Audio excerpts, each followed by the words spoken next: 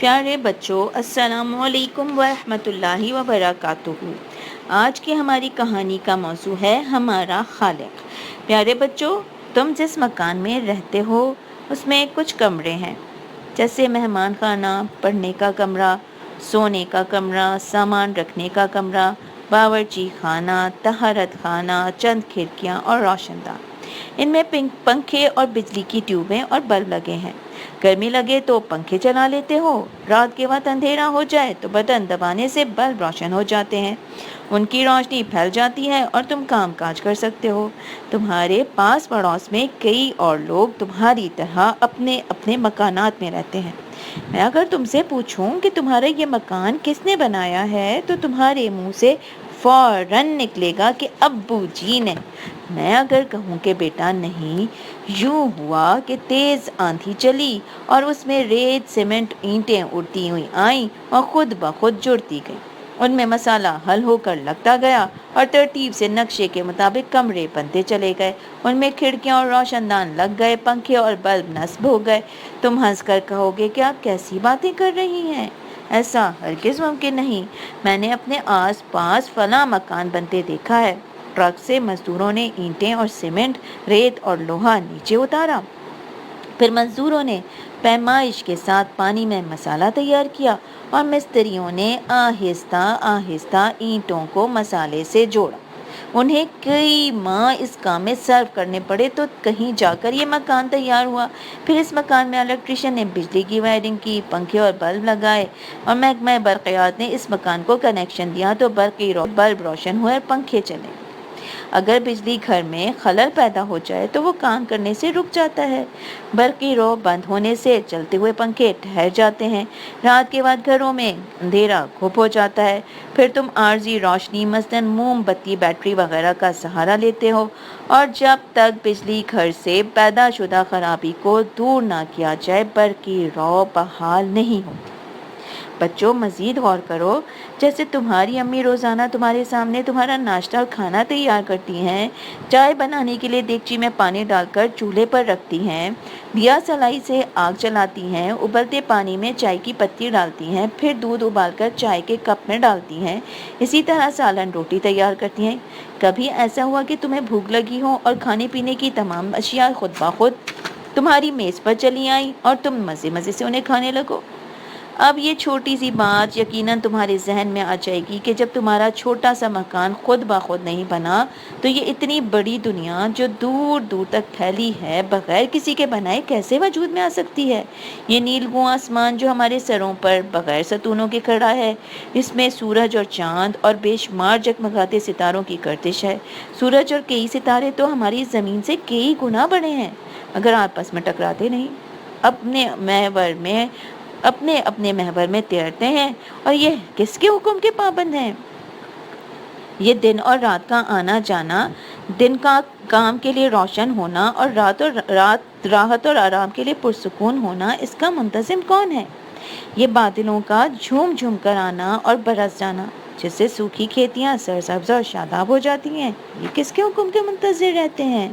یہ بہتے دریا اور بل کھاتی ندیاں اور دنیا کے 3/4 حصے پر پھیلا سمندر اور اس میں ان گنت لاتعداد چھوٹی بڑی مچھلیاں اور کئی قسم کے آبی جانور کس کی قدرت کے نشان ہیں؟ یہ طرح طرح کے میٹھے رسیلے پھل، قسم قسم کی سبزیاں اور مختلف اناج جن کے کھانے سے ہماری صحت بحال رہتی ہے، یہ کس کی رحمتوں کے کرشمے ہیں؟ کبھی تم نے دیکھا ہے کہ انار کے درخت پر آم لگنے لگے یا کدو کی بیل پر کریلا اگنے پائے؟ آخر انہیں کون حکم دیتا ہے جس کی وہ پابندی کر رہے ہیں؟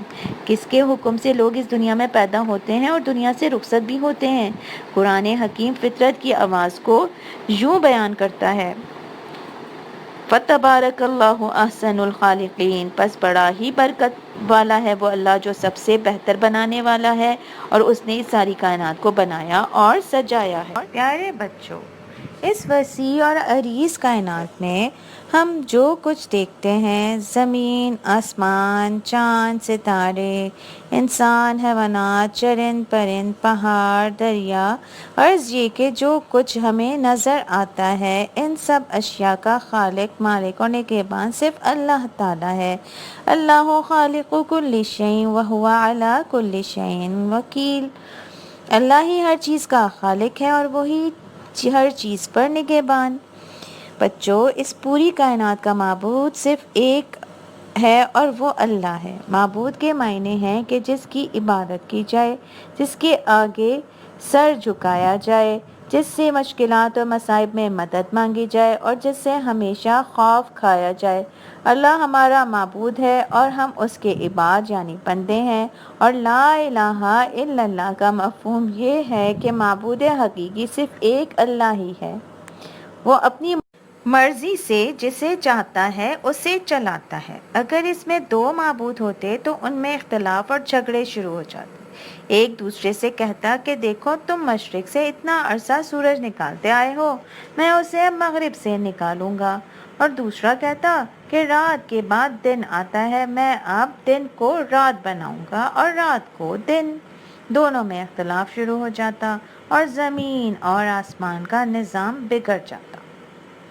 قرآن حکیم نے یہ بات کتنے خوبصورت الفاظ میں سمجھا دی ہے۔ لَوْ كَانَ فِيهِمَا آلِهَةٌ إِلَّا اللَّهُ لَفَسَدَتَا۔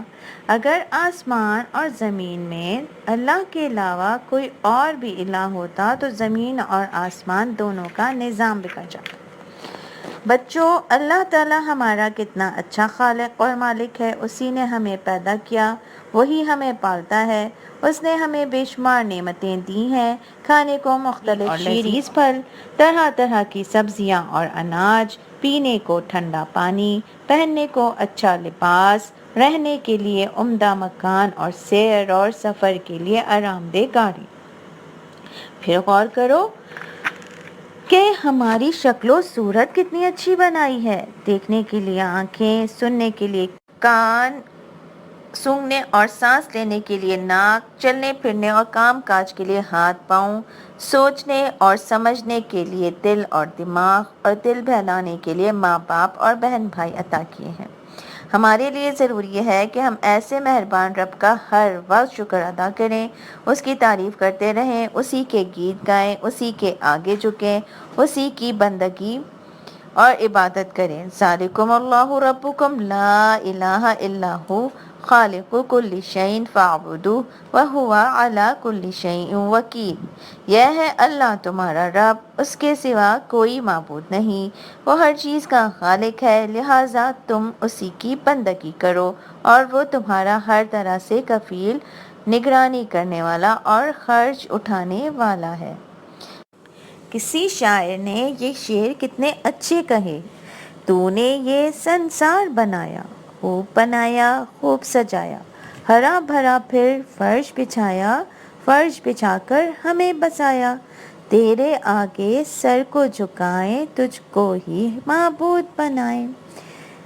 آخر میں یہ بات بتانا ضروری سمجھتی ہوں کہ بندگی کرنے کا طریقہ ہمیں پیارے رسول صلی اللہ علیہ وسلم کے اسوہ حسنہ سے پتہ چلے گا۔ اللہ تعالی ہم سب کو اچھا مسلمان بنائے، آمین۔